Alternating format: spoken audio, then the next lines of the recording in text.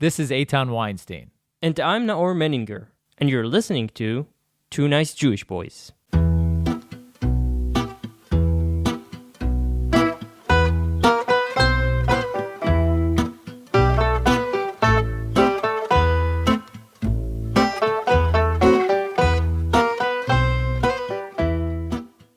Michal Sela, may her memory be blessed, was a vibrant soul whose life was tragically cut short on October 3rd, 2019, at the age of 32.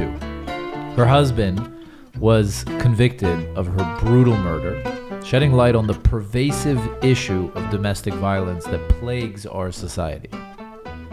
Sadly, Michal's story is not an isolated incident. Around 20 women meet similar fates each year in Israel alone. The statistics on violence against women in Israel paint a grim picture, highlighting the urgent need for action. Despite advances in technology and information accessibility, domestic violence continues to claim lives at an alarming rate. And recognizing this dire need, the Michal Sela Forum emerged, spearheaded by Michal's sister, Lili Ben Ami. Through her tireless efforts and innovative approach, Lili seeks to revolutionize the way we address and prevent domestic violence. Our guest today is Lili Ben Ami, the visionary behind the Michal Sela Forum. As the founder and CEO, Lili has dedicated her life to leveraging technology and innovation in the fight against violence towards women. Her groundbreaking work has garnered international recognition, from winning prestigious prizes to speaking at the United Nations. Through her leadership and advocacy, Lili is reshaping societal norms and advocating for a future where every woman can live free from fear and violence. We are more than honored to be joined by her today to talk about Michal, the Michal Sela Forum, and rising from tragedy. Thank you so much for joining us. Thank you, Eitan and Naor. Maybe to start, we can honor Michal's memory by you telling us a little bit about her. Who was she? Who was she for you? Michal is my young sister. She was murdered in 2019 when she was 32 years old. She's 8 years younger than me. She was a social worker. She graduated her master's degree from the Hebrew University. She was the top of her class, and she finished all her duties to the degree 10 days before the murder. She didn't knew that her grades were, she was excellent in her grades, because after the murder, the Hebrew University contacted me and they gave me the diploma for her amazing work there. She met the murderer, her husband, at work. They worked together at Achut HaMeshulash. It's a center for youth at risk in Jerusalem. She was a social worker, he was a guide. And you can understand that both of them were surrounded with professionals. They fell in love there. After 6 months, they got married. And after 1 year that they were married, he murdered her very brutally when she tried to break up with him. She wanted to divorce. It says in the murder trial also by the judges. There was no physical violence before the murder. I was the last person to see Michal alive. I was with her 1.5 hours before the murder. We were together at a workshop of women in my Moshav Bet Zayit. It's near Jerusalem. We were together that night, and we were having fun. And when that night ended, she dropped me at my house. I live 2 minutes away from her house. So she dropped me off at my house in her car. And the last words she told me were, was looking to, she parked near my house. We were sitting in the car. I was talking to her, like, two sisters. We were in good mood. And then she was looking at her phone and she said, Eliran, it's her husband, he can't put the baby to sleep. They had an 8-month-old baby that was still breastfeeding. So she was saying, Eliran can't put the baby to sleep. I must come back home to help him. It was 1:45 midnight. And I told her, oh, you should ask our sister Liat. She's expert with baby sleeping. She helps parents. And this was the last sentence I told her. I went inside to my home. 2 hours later, 1 hour, 1.5 hours later, between 1 to 3 at night, he murdered her. She came home. I guess, again, she talked to him about getting a divorce. And again, he said he doesn't agree. And now I know that she talked to him many times about wanting to get a divorce. He was very jealous at her. He was all the time suspicious. Where do you go? What do you do? Who are you talking to? Even that night at the workshop, before she arrived at the workshop, he called the guide and he told her, my wife is supposed to get there. And the guide, she was a witness in the murder trial. Like me, I was also a witness in the murder trial. And the guide said it was strange that, husband of one of the participants is calling me, but, she didn't do, it. So he was like watching her every move and she couldn't stand that. Michal was like a butterfly. She's a free person. Nobody will tell her what to do, what to say, where to go. She's very strong. And this is why she wanted to break up with him. And that night again, she talked to him. Probably they had a fight. And then she decided she's leaving now. She won't stay any other minute. And she wanted to take her stuff from her closet. She prepared a bag for the baby. We know because we found the bag with many clothes for like 3 days. And there was also, baby food, Materna, the powder. So she arranged everything and she went to her closet, and over there, for the first time in her life, he beat her. First time that he used physical violence was the last time. And we know I was the person that took her stuff from the apartment. I was the only person from my family that went in there. So you can see her closet. All the shelves in her side are broken, and the door is also broken. He ripped out the door and broke it in two, the door of the closet on her side. And he beat her with his hands and with the closet door. And then he went to the kitchen to bring knives. He stabbed her with 2 knives. The first stab was next to the baby crib. She went to the baby room, to her crib, and over there the police, they found there was a big blood shlulit, puddle of blood, a pond of blood. This is the first place where he stabbed her after he beat her in the bedroom. And he stabbed her to death. And then he stayed 17 hours. She cried for help, by the way, the neighbors. Each one said that he thought another neighbor will call for help. No one called for help.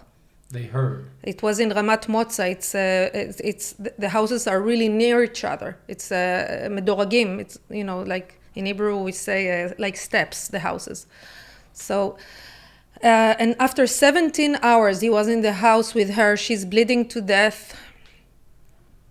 He left the house with the baby, went to the neighbors and said, me and my wife would try to kill ourselves. This was his first version. After he changed it. But and then the police came and everything. And it was, for us, it was like a thunder in a bright day. We didn't see anything. I can tell you that I never heard them fighting. I never heard him raising his voice. He was like very nice to everyone, Prince Charming. Like when I get to know him for the first time, and I see how he acts and behave, I was like, no, it's not a surprise that Michal chose him. He's very kind. He likes to help everyone. He's like social worker. He was not a social worker. He was a guide in this place, but he was like, I can give you an example. On our family WhatsApp, one day my other sister Liat, she wrote, I have a bad tire and I'm with my children in the car. Anybody can come and help me. I'm stuck. So he left his work and he went to help her with the flat tire. And then she sent us a picture from the WhatsApp, in the WhatsApp family group. Look, Eliran is such an angel. He came to help me and he fixed my flat tire. Who would leave his work to help his sister-in-law with her flat tire? He was very nice. You know, this is the person I knew. And they were only 1 year married. And we were shocked, not only us, the family, that we didn't see nothing, not even fight, nothing. Michal also, she didn't said anything. We didn't knew that she wanted to divorce him. She didn't tell, I didn't knew that she's talking to him every day almost about a divorce. I knew it only after the murder because we had there was a trial, investigation, and after 2 years I also received her phone, her WhatsApp, and her diary. She wrote a diary. All her life, Michal wrote diaries, and she wrote until she was murdered. We have her last diary. It was an evidence in the trial sentence, and it was full of blood. And also there she wrote, I want a divorce.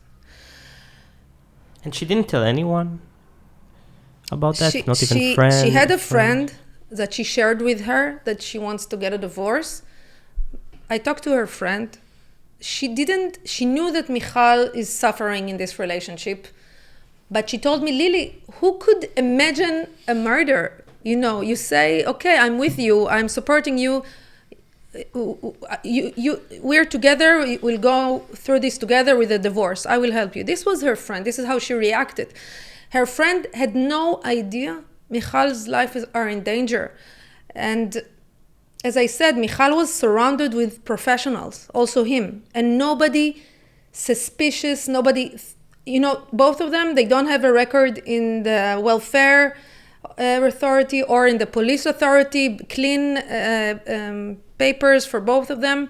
I mean, it was really a thunder in a bright day for everyone. Everybody was shocked. Do you think Michal had any idea? Was there evidence in her diary or in her WhatsApp that she had any kind of idea that this could be a possible outcome, or that maybe there was at least danger of violence of some type?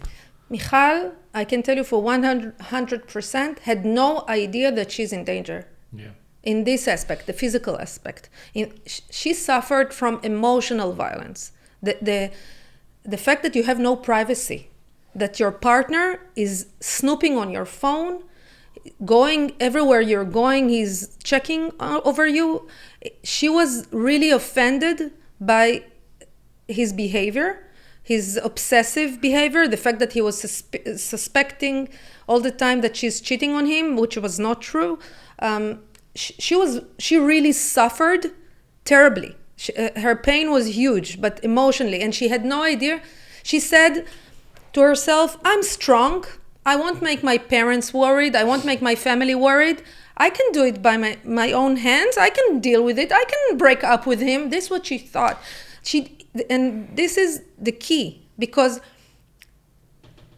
if Michal would imagine that she might be in danger, she would act differently, and she was here with us today. The need to know that you or your loved one might be in danger, it's a basic need. This is why we put seatbelts when we sit in the car. This is why we put lotion against the sun when we go outside. This is why we take care of our parents, our family. We know about dangers, I don't know, like car accident or like cancer, COVID-19. So you take a vaccine, you guard your life, your loved one's life. But what about danger from a relationship? And about this, people don't talk. They don't talk about the signs. And I found that we could have saved her, that there are signs. And I'll tell you another thing. Those signs for a dangerous relationship, for a lethal relationship, are international. It's everywhere the same. So in retrospect, you say we could have spotted the signs if we had the knowledge.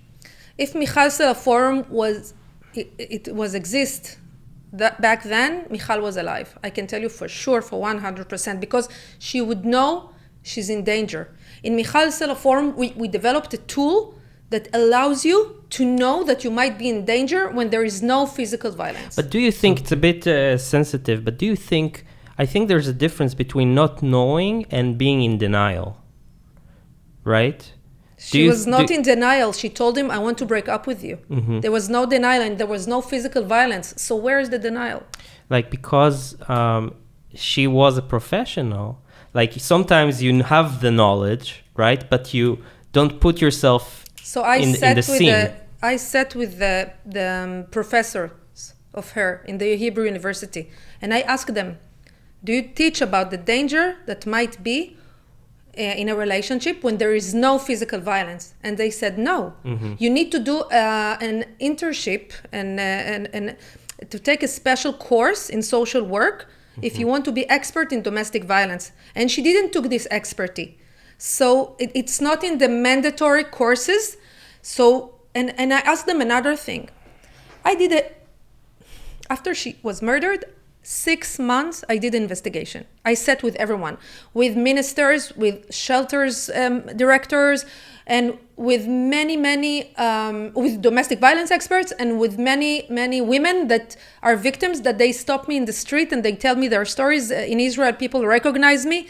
By the way, sometimes even in other countries when I go to talk there, so sometimes there are women that identify me and stop me and tell me their private stories. So in the past 4 years, I heard thousands of stories, and I'm not exaggerating. I can tell you that before that, in my previous life, before my sister was murdered, I didn't even knew one story for real, only from TV, from the movies. I never in my life someone told me that they were suffering from domestic violence. And today, I have thousands of people sharing me every day, people calling me that I don't know them, and they ask to talk to me about their story. So I can tell you, after doing this investigation, I put the puzzle together, and one of the things that I learned, that it's a golden rule. If your partner is obsessive to you, he's jealous and obsessive, where do you go? What do you do? He's addicted to controlling you. You might be in danger, and you should never break up by yourself. You should never break up. This is a golden rule. Never break up by yourself. You should consult with an expert and do it with another person. Never do it by yourself. So this golden rule, it's not so complicated. If you suffer from obsessive jealousy from your partner, never break up by yourself. So I asked in the university, do you tell this to those social worker in the first and second degree? Do you tell this to your student? And they told me, no, they don't tell it. So only if you get expertise in domestic violence. So Michal, she didn't knew that she's in danger. She knew she's felt suffering. Something was wrong, though. She knew. She was not suspecting. But she didn't imagine she said this is wrong. She said the way he's behaving, it's wrong. I have her phone conversation with him. Also, the judges had it. So we know exactly what she told him and how he answered her. And you see everything like the book, that he was gaslighting her. You're imagining everything is in your head. Why do you tell your friend? Leave it between man and his wife. You shouldn't take out the dirty laundry outside. You should talk to me about it. He was angry at her when she was sharing with her friend. This is part of the method. Leave it inside the house. Domestic violence, the violence, it occurred when nobody sees. When the window is closed, the door is closed. So he's doing it inside the house. He won't do it in the street. It's controlled. It's not snap. He's very angry, and this is another kind of attacker. There are two kinds of aggressors. One is like the one that killed my sister. That is narcissist psychopath, and he's controlling his behavior, and he's doing it when nobody sees, inside the house. And he's gaslighting her, and he's doing many manipulation to make her not share anyone, and he's isolating her from her friends and her family, etc., etc. And there is another type of a person that is attacking his family, his wife and his children. And this is like a person that he has anger issues. And he can be angry to the teacher, to the Kupat Cholim, the doctor. He has alcoholism problem. He maybe have a criminal record. This is another type of person. I'm not talking about that. And there will be physical violence also from first step, earlier steps. I'm talking about the first kind that it's harder to see. They're con. This is a con man. He is the marriage. You're marrying to someone that is not the real person. He's having a mask. Mm-hmm. It's a wolf with a mask of a sheep. Mm-hmm. Sheep's clothing. So you gave us one of the golden rules, which I think is great because it's simple. Like it's very easy to remember, right? If your partner is obsessed and jealous all the time, don't break up alone. So that's a good rule. I think that everybody should remember and should spread. Like, not necessarily our listeners, but maybe possibly our listeners, but also, talk with your friends and family about it. And, people, your connections, if you ever hear something like this, make sure that rule is known. If someone is in a relationship with someone obsessive and jealous, make sure they know not to break up with that person alone. Can you give us like the next 2 golden rules that you would say that you would want everybody to know? There are 5 signs that you can identify that you might be in danger when there is no physical violence. We did it. We did a campaign about it. We call it the 5 red flags in a relationship. So I will tell you those 5 red flags, and if you identify them, please never break up by yourself. Don't talk about breaking up to this partner, and call for professional help from a domestic violence expert. So those 5 flags, the first one is he's obsessive. He's snooping on your phone. Everywhere you go, he needs to know every minute of the day. This is the first one. The second one is 2 faces relationship. That is one person inside the house and another person outside of the house. Also, you find yourself doing 2 faces to your friend, to your family. Also, your best friend, she finds herself also behaving with 2 faces because sometimes she doesn't like him, but she will make a face like she like him because she doesn't want him to make her apart from her friend. So all the 2 faces is the second flag. The third flag is gaslighting, making you feel smaller. Everything is your fault. The fourth is he's very sensitive in extreme way. If you want to break up with him, he will tell you, I will kill myself.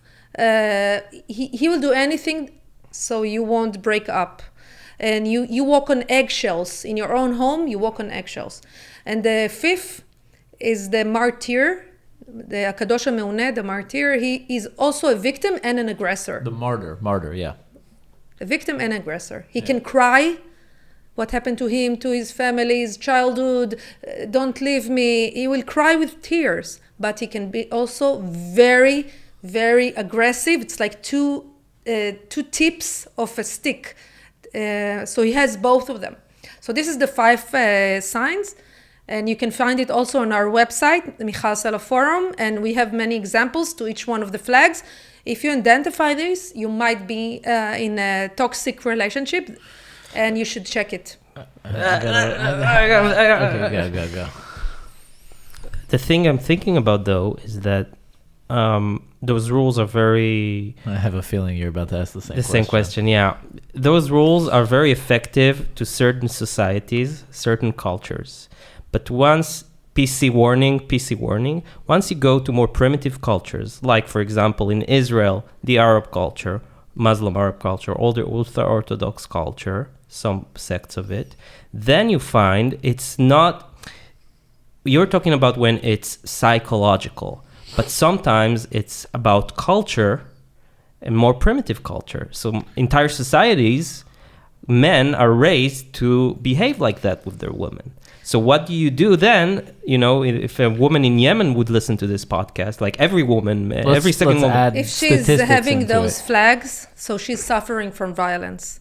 Even if she's in Yemen or in any other culture. I can tell you that in Israel, the Muslim culture. So 50% of the women being murdered in their own home are Muslims in Israel, although there are only 20% in the population. You see that in many cultures that they are patriarchal, how do you say, patriarchal? Yes. You can see there is more violence toward women. Many times it's also violence we can see, physical violence. But those signs, those flags are the same flags everywhere, all over the world. And I can explain it in a different, in other words. The violent partner, this aggressor, this attacker, predator, I know in English you use the word predator, he is addicted to controlling his partner, sometimes his children, which means he sees them as part of him. So if she's going, it's his. She can't leave. They will do anything that she won't leave. This is why when she lives with him, he needs to control every aspect of her life, like how much money she's spending, where did she go, with who, about what she's talking about, what she's posting on the social media. This is controlling. But that's basic values of entire cultures.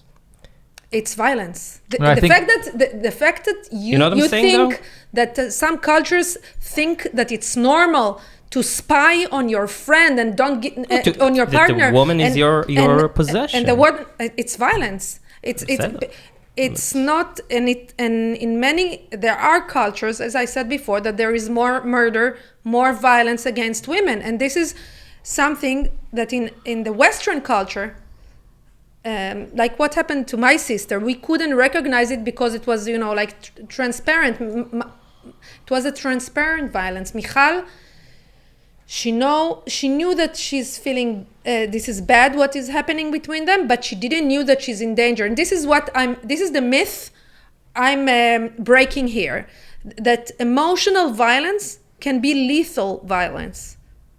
But statistically, I guess, correct me if I'm wrong, 90% of the cases, it won't end up with murder, right?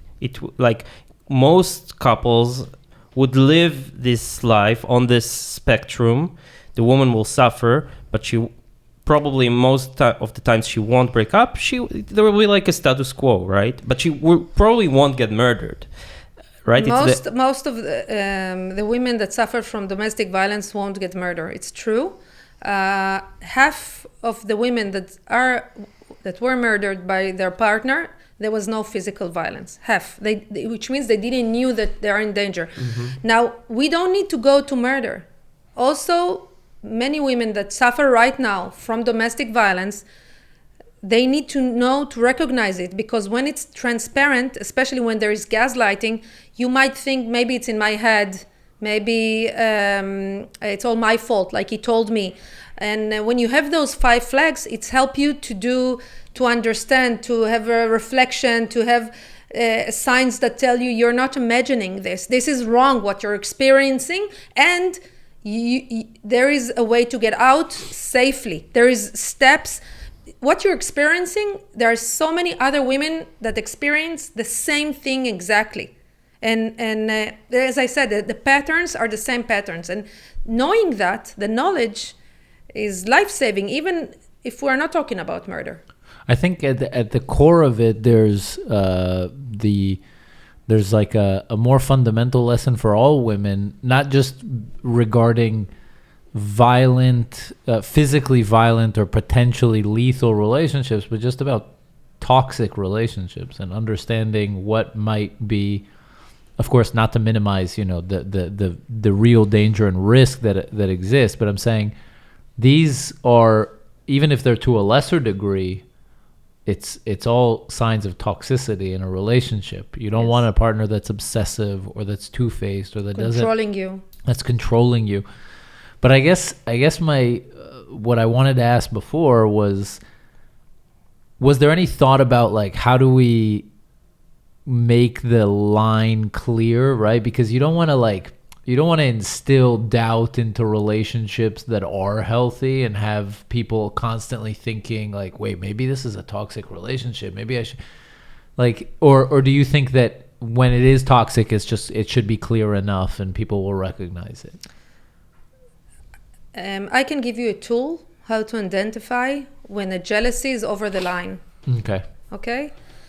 A domestic violence expert named Ziv Raz, he told me that. He said, when the emotion becomes an act, כשהרגש הופך למעשה, when the emotion is becoming an act, which means he told me like that. He said, Lili, you might be angry sometimes on people, and it's okay, also me, we can be angry. But when the anger become that you hit someone, this is it's when the emotion went to an act. It's over the line. And when we talk about jealousy, maybe you are jealous to your girlfriend or boyfriend, but when the jealousy becomes an act, for example, you can't go with your friends, so this is going over the line. This is how you know there is a red light. But what if I have, sorry to cut you, but what if I have a girlfriend and she has a male friend and I think there's something there and I tell her, listen, I don't want you to see him anymore. Like sometimes it can happen in a relationship or vice versa, right? It's not always that clear. Sometimes it could be a legitimate ask. Yes, of course. There are many cases that it can be, like you said, legitimate. Yeah. I can tell you that. If someone is there, they know they are there. You have a gut belly. I always say, listen to your gut belly. But many times we don't know. We have a gut belly, okay? But we don't know that we might be at risk. And to know if you're at risk or not, there is a proven tool. It calls the questionnaire to assess a risk, a כלי להערכת מסוכנות, a questionnaire to assess the risk. They have it in the police, they have it in the welfare authority, and they have it in the health authority and the welfare authority. So where there is a woman that might be a victim of domestic violence, they use this tool and they can tell black and white if she's in danger. So this thing that people think that it's gray and it's complicated and maybe we can't say. So I say, we can say, we can know. You just need the expert. One of the problems in everything that has to do with the relationship, that everybody thinks that can give an advice. The best friend, the lawyer, the psychologist, the psychiatric that I go to, the people think that they can give an advice. And people should know that the field of domestic violence, there is an expertise. Not everyone can give an advice. And there was a story now in Israel. Rachel Buchbut, she was murdered by her husband recently. Her son, 15-year-old, tried to protect her and he was stabbed too, but he's alive. So Rachel, she was suffering exactly what I told you. He was spying on her. He was jealous at her. They are Haredi. And he was sure she's having an affair, and she wasn't. And he said, let's go to the rabbi. And they went to the rabbi, and the rabbi agreed to take her phone, like the husband asked. The husband told the rabbi, you take her phone because she's cheating on me. And the rabbi took her phone. And if the rabbi knew those 5 signs, the 5 flags, Rachel was alive today. But the rabbi didn't knew to tell them, stop, let's consult an expert. And Rachel was murdered, and her children are orphans. What I'm saying, we should know to identify the signs and go check. Like, when there is, I have a new mow. I know if it's not symmetric, I should go and have an expert check it. Not my friend, not my lawyer. An expert should check my mow.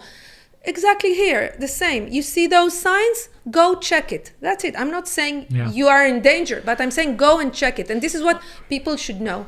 I would also say, like, again, I'm not an expert, so I don't want to end up giving advice here so correct me if I'm wrong. But I would imagine in a situation like that it's not making an ultimatum, right? Like I think a healthy relationship or a healthy conversation around if you think your partner is seeing someone and it making you uncomfortable is saying, hey, this makes me uncomfortable. And then you have a conversation about it. And maybe their partner says, hey, this person's really important to me, and you reach a happy medium or whatever. Your partner ends up deciding to not see that person because you're more important to them, whatever. But the difference is when you come to someone and say, you can't see this person anymore. And then you make an ultimatum out of it. That's obsessive jealousy, right? That's like, you can't see this. No, a normal non-toxic relationship is saying, I know this, you know, you have a friend, but it makes me uncomfortable that you guys meet and having a conversation about it. But I want to ask about your sister's murderer, and you described it, and I know I've noticed, by the way, that you've not mentioned his name. Eliran Malul, the murderer. Okay. What do you think? I won't generalize. I'll say him. What do you think he deserves? Death. Okay. I think if you took a life, you have no rights, nothing.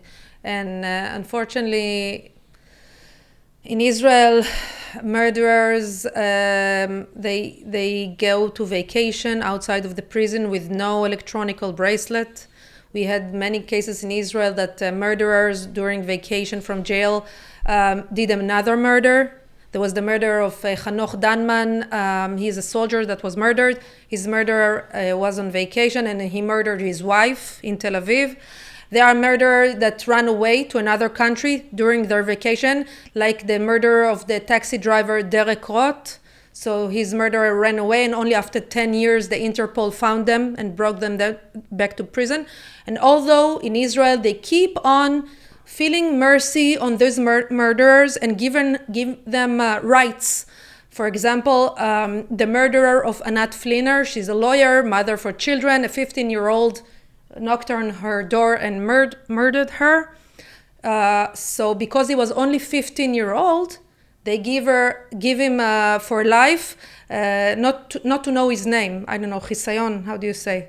Confidentiality. On his name for life, which means he's gonna get out of jail when he's 29, and he might marry your brother, your sister, or your brother, and you would never know that he's set in jail for murder. So I think, you know, Chazal, how do you say Chazal in English? Sages are smart people from Back from in the the year day. for Mishnah and Talmud, the Jewish people. So they said, if you pity on cruel people, you will be cruel to the merciful people. המרחם על אכזרים יתאכזר לרחמנים. And this is what happened in the law system in Israel. Our punishment are not severe enough. And How many years did he get? The murder of my sister, his name is Eliran Malul, he got life sentence because he was charged with murdering her in a vicious way. There are two kinds of murders in Israel, and he was in charge with a more severe murder, so he got life sentence. But what it means... without the option of parole? So it means, this is how it goes in Israel. If you get life, which is the most severe punishment in the whole book, it means you're supposed to die in prison. But it never happened in Israel. What happened is that after 7 years, he can go to the president of Israel and he can ask that they will, in Hebrew you say, הקצאת העונש, to give him a number of years. So the president give him, okay, it's not for life, it's for 30 years. In the minute he get this number of years, for example, 30 years from the president, he start to get benefits. What it means benefits? Vacations, school, and cut of third of the punishment for good behavior. So then you will sit only 20 years, not 30 years, because they can cut third. Which almost always happens. Yes. So they get out. And in Israel, there is no place where they publish all the murderers or pedophiles or rapists list. There is no list like this in Israel. In the internet, there is nothing. So there are murderers that I know because their victim, the victim is dead, but her sister called me. She's 70 years old, the sister today, and she was calling me. She said, Lili, I'm calling you from the grave of my sister. She was murdered 30 years ago. Her murderer is now free. And nobody knows about him. And you Google his name, he's nowhere because it was 30 years ago. And after a while, so he was free. Nobody knows. He sat 30 years for killing his wife very viciously. It was terrible, this murder. And a few months later, I received another phone. An elderly woman is calling me and she's saying, I dated this man and I found out by an accident that he's a convicted Asir Meshוחרר. How do you say?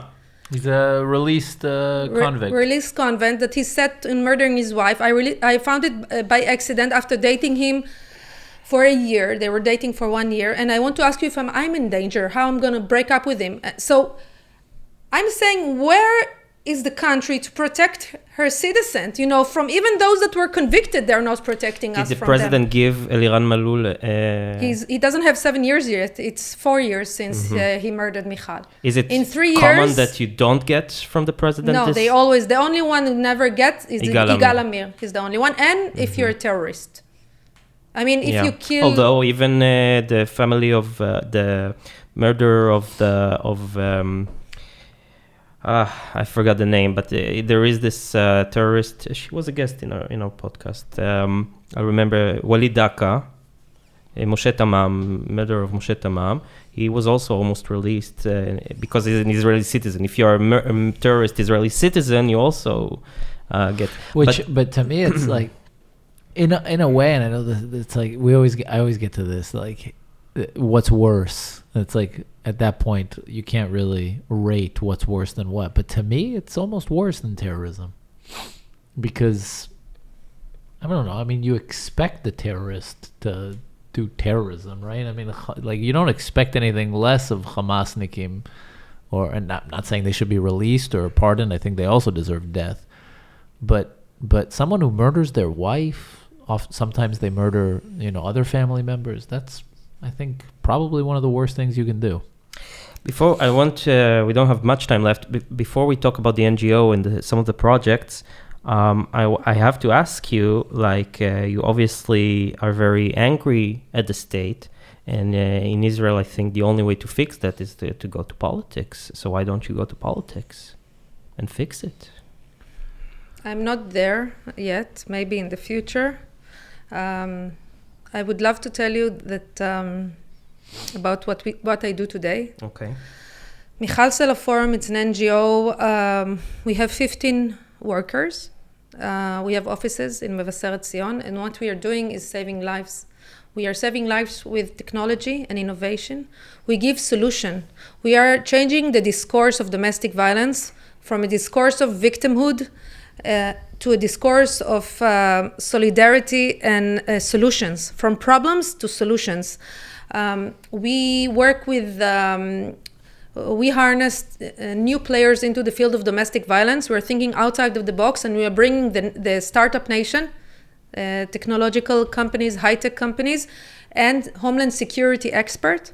We sit them together with domestic violence expert, and we develop new solutions to save lives. I'm proud to tell you that today we have 276 threatened women and another 900 children that in Michal Sela Forum we are protecting them. They are threatened women that the police and the welfare authorities, they know the threat, and we are protecting them with private security companies and K9, security K9. The K9 is give them freedom for life, because we give her the K9 for life. It's like Oket's K9. They are trained, and also she received a course from us. And in another project called Michal's Watch, we give them in her house, we make her house a shelter. We put a camera and a panic button, in our phone a panic button, and there is a patrol 24/7 from the security company, and we give her 10 self-defense lessons and a lawyer office that sends a deterrent letter to the threatening party. So it's like an iron suit, an iron dome to the threatened women, so she can be free, she can go to work, her children can go to school, she doesn't have to hide in a shelter. Those two solutions that save lives every day today in Michal Sela Forum, we sponsor them totally from donations. We had a collaboration, amazing collaboration with a previous previous government. That was 50-50, 50% the Michal Sela Forum from donation and 50% the government. And it was very good. We are supposed to, we will publish every day that we have a research with the המדען הראשי של המשרד לביטחון לאומי, the first chief scientist of the Ministry of Interior Defense, that he was doing the research on these two projects. And we found that it gives security from physical attack and for emotional, and also from threats, like WhatsApp threats on WhatsApp or trying to harm her. So all the research shows that they are more safe and they can sleep at night, and the children, they don't need to take medicine anymore for anxiety because they have the canine in their home. It's also helping them with trauma, you know. And also the security company, it's a huge success. This current government, they stopped the collaboration, unfortunately, although all the staff wanted to make it longer. But we are still putting this, we had many good people that are donating Michal Sela Forum, so this project is running very successfully, and every woman that is coming to us is we check if she going all the criteria, she receive protection. And as I said, we are collaborating with the police in Israel and with the Ministry of Welfare. We check every story, so there is no waiting list. Everybody gets protection in Michal Sela Forum. And I'll just say, we also develop startups, technological solutions that can tell you that you might be at risk. For example, I'm suspecting that my partner is spying me on my phone. How can I know? So there are technological tools that can tell you if somebody is spying on you.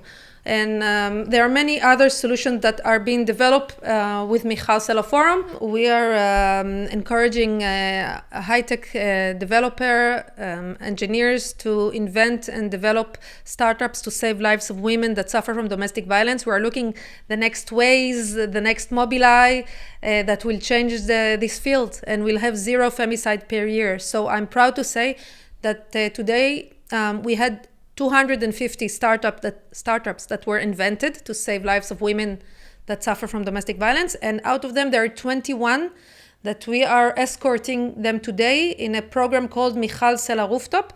And those startups, they are looking for their first believers, most of them. They're looking for the seed money, the investors. Angels. So I invite, if you're hearing us and maybe you know investors that would like to help those startups to take it another step forward, we need you. So please contact us through Michal Sela Forum website. Every help is blessed. We are building a new ecosystem of safe tech. You accept donations. What? You accept donations. Yes, we're an NGO and we have all the permits for Minal Takin. We are in Igula Tova, in the credit card. And but also from abroad, people can donate, right? Everybody can bring donation through our website, michalsela.org.il. We have also in English and in Hebrew website. And we welcome every donation is saving lives. We are developing blue and white technologies and solutions with the best experts in Israel from the high-tech industry and the homeland security experts. We develop together solutions, and our goal is 0 femicide per year. Saving lives is our mission. And as I said before, the patterns are the same patterns everywhere. And this is why I know that we can win this. We can win this. Michal could be with us today if we had the tools that Michal Sela Forum is developing today. Like Michal, many other victims, we can save them. We can send them for freedom. It's the freedom is there. The humanity, we solved much harder issues than this. So like other human phenomena that went away from the world, this phenomena of murdering women in their own home will go over from the world, will be history. Amen. Amen. One last question I have to ask you. I heard you talk about it, and I think it's important to talk about it just for a couple of minutes. Can it happen to anyone, or is it more likely to happen to certain types of people? I think it's the same answer to the question if somebody can con you For example, to sell you a house that it's not existed. Some people will fall for this conning scam. Some people will know to see it in their eyes, or they know to make the checks. So to be a victim of this kind of a relationship it's a conning relationship. It's a conning marriage. He's a con. He's putting a mask. And if you're a kind of person that knows to identify masks, so maybe you won't fall for this scam. But if you're kind of person that believe in people, like my sister, she believed in anyone. She believed in the good heart of every person. She was a social worker also in her soul. She once argued with her best friend. Her best friend said, there are some people that they are pure evil. And Michal said, no. In every person there is a good heart. In every person there is goodness. This was the kind of person Michal was, and it's the ideal victim for a predator. I also want, I got two last questions. Okay. One is, if you could tell us, Michal and her murderer had a daughter. So where is she today, and how do you go about communicating? I mean, I don't know if she's at that age yet, but have you thought about when she does reach the age, how that will be communicated to her? Like, how much has been shared with her until now? If you tell can us share, tell us it's a little bit private. Yeah, I don't know if it's but if you can tell us a bit about. She was 8 months old when it happened. Today she's 5. My sister Liat is raising her with her husband Yarden. She calls them mommy and daddy. They adopted her. She's the 4th child from. She was Michal's first-born daughter, only daughter, and she became from first-born to number 4 of Liat and Yarden. And she's happy. She reminds us of Michal, the way she looks, the way she moves. And she's growing in a very, very loving and warm family and home from the day it happened. Liat was immediately, she took her that night, and since then they are together, inseparable. They're together, and she's happy. She has a good family. And then maybe if we could just close out with, obviously this is the story of Michal's life that everybody knows. Oh, can I say another thing about the daughter? Yeah, I'm sorry. After it happened, they came to us from the welfare authorities, and they told us, you will be only foster family, and he's the father because he's alive. So he's the father, and he will decide everything. He will decide her name, her education. You need to come every week to visit him in jail. And I was shocked. I was like, what? I'm going to take my sister baby to jail every week after he murdered Michal? And I said, we can't allow this. And I promoted a bill, and we succeeded to bring it in the Knesset. And the bill, and we are the only country in the world that having this bill, which means the bill says, the people that promoted it is Oded Forer and Gidon Saar, and it says, if you murdered your wife or your husband, if you murder your partner, you lose guardianship on the children. And if you try to murder, if you try to murder, or if you rape your children.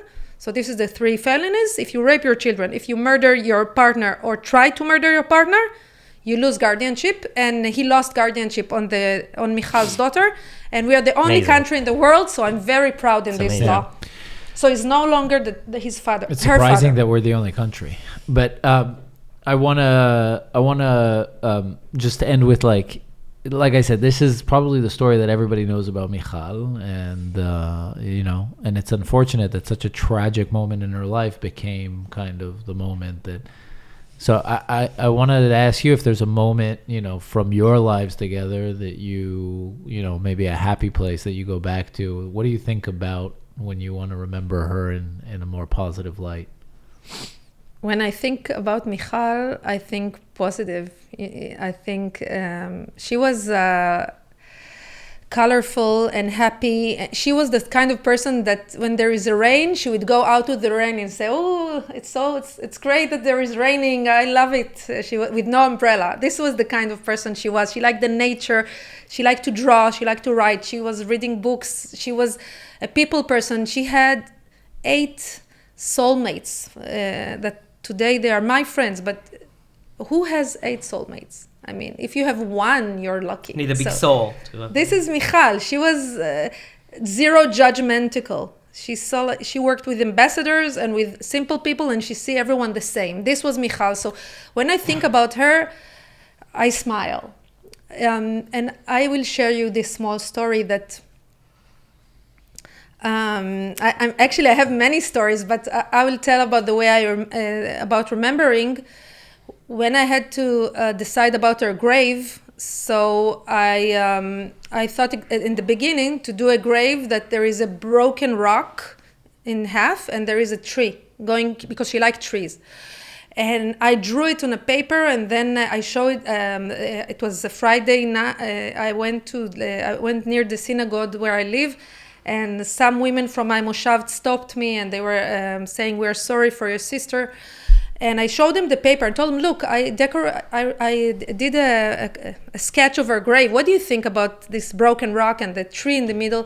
And they told me, "Lili, you are showing your pain. You're showing the murder with this grave. You should do a grave that shows Michal, what she was when she was alive, not the black ending." And I told them, "You're right." And I threw it away, and I did a new sketch of a grave with a butterfly on it, huge butterfly. And this is her grave today. So, and also our symbol in our logo of Michal Sela Forum, there are butterfly coming from her hair. So Michal was a butterfly. This is her symbol, which means she was free person. She was colorful. She was loved by everyone. And the feeling is that she's still with us. With everything we're doing it together. She's with us. She's here. Thank you so much. Thank you for coming. Really appreciate it, for sharing.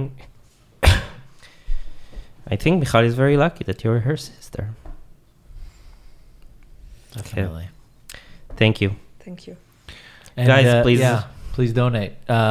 You could search Michal Sela Forum online. You go to michalsela.org.il. And donate. Your money could probably not go to a better cause. And you do lectures also, so also people can lectures. contact them. Yes. Also abroad. Thank you so much. Thank you so much. Thank you. Bye, guys. Bye, everyone.